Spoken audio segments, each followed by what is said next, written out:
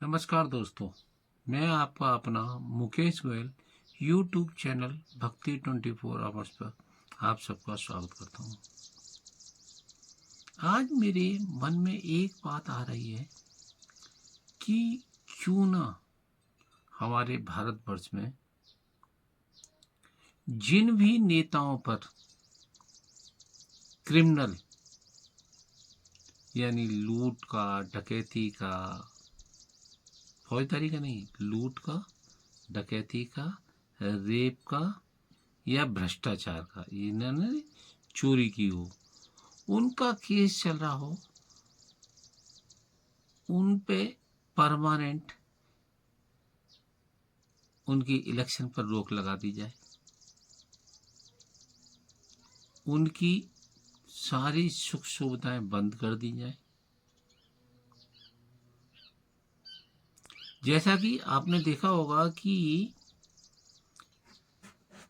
किसी भी government employ पे अगर कोई केस लगता है तो उसे जब तक वो केस से बरी नहीं हो जाता तब तक उसकी सारी सुख सुविधाएं बंद कर दी जाती हैं।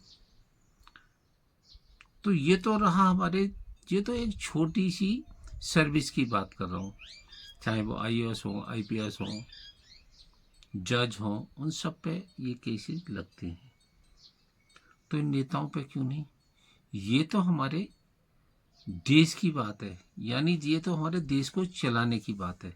तो ऐसा क्यों ना एक कानून बने कि जो भी दोषी है उसकी वो कभी भी ताउम्र यानी पूरी जिंदगी इलेक्शन नहीं लड़ सकता, तथा उसके परिवार पे भी वही कानून लागू होगा। नहीं तो ये होता है कि नेता अपने बच्चे, बेटियों, बीवी सबको लड़ा देते हैं। जैसा कि एक बहुत बड़ा एग्जाम्पल सबसे पहले सेट किया लालू जी ने, उससे पहले भी सेट किए होंगे लेकिन लालू जी का मुझे अच्छी तरह याद है कि लालू जी ने अपनी बिना पढ़ी लिखी जो पत्नी जी थी उनको मुख्यमंत्री बना दिया था। दूसरा, हाँ, एक और बात मैं कहना चाहूंगा कि सबसे ज्यादा पढ़ाई का भी फोकस रहना चाहिए। ये नहीं है कि कोई भी उठ के नेता बन जाए। आजकल ये और प्रचलन हो रहा है कि जो भी बिना पढ़ा लिखा होता है वो नेता बन जाता है, जैसे लालू जी के दोनों सपूत।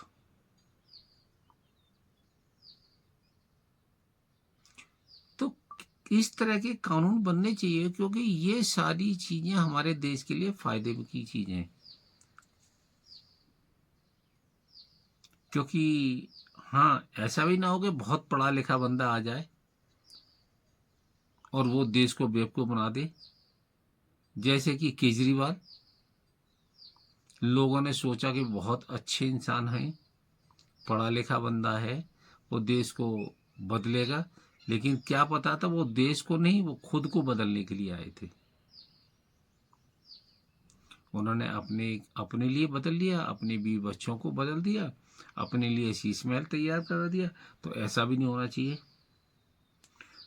तो क्यों ना ये सारी बातें जनता पे छोड़ी जाए। पर हमारी जनता बहुत भली वाली है, उसको तो कोई साड़ी दे देता है, कोई बिजली फ्री कर देता है, कोई बस फ्री कर देता है, उसमें बहक जाती है। तो इसका निष्कर्ष ये निकलता है कि हमारी जनता भोली भाली क्यों है? क्योंकि शिक्षा का अभाव है। क्यों?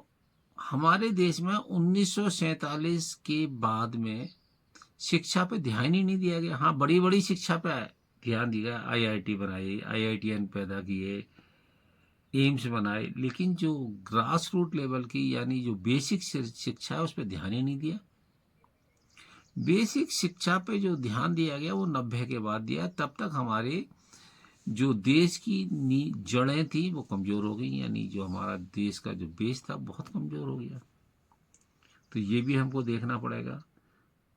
तो पर ये चीजें एक रात में तो कंप्लीट नहीं हो सकती, इसलिए हम ही लोगों को ध्यान रखना पड़ेगा कि कौन बंदा हमारे भविष्य के लिए अच्छा काम कर सकता है।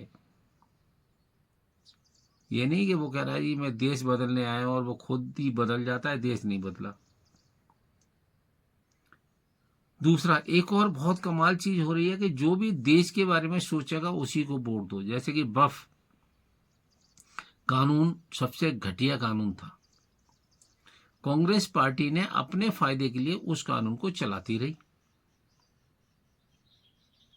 जब से देश आजाद हुआ तब से उन्होंने उसको अमेंडमेंट करके अपनी वोट बैंक की राजनीति बनाती गई। आज वो हमारे लिए सिरदर्दी बन गया है। सिरदर्दी क्यों बन गया? कि भाई देश का जो बंटवारा हुआ था वो धर्म के आधार पर हुआ था, तो फिर हमें वक्फ कानून की वक्फ बोर्ड की जरूरत ही क्या पड़ी? यानी जब हमारा देश का बंटवारा हो ही गया तो जो मुसलमान है वो चले जाने चाहिए थे। लेकिन ये तो हिंदुओं की एक, उनको भला मानुस कह दो हिंदुओं की, या हमको सिखाया नहीं जाता किसी के बारे में बुरा करना। तो हमें सिखाया जाता है कि वसुदेव कुटुंब, यानी सब लोग हमारे भाई बहन हैं। तो वो लोग जो यहाँ हरामखोर थे वो यहाँ रह गए, आज वो परेशान कर रहे हैं। जैसे कि उसका उदाहरण अभी आप मुर्शिदाबाद में देखो, बंगाल में।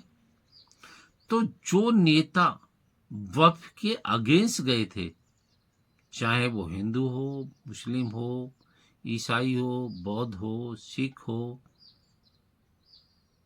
जिन्होंने वक्फ बोर्ड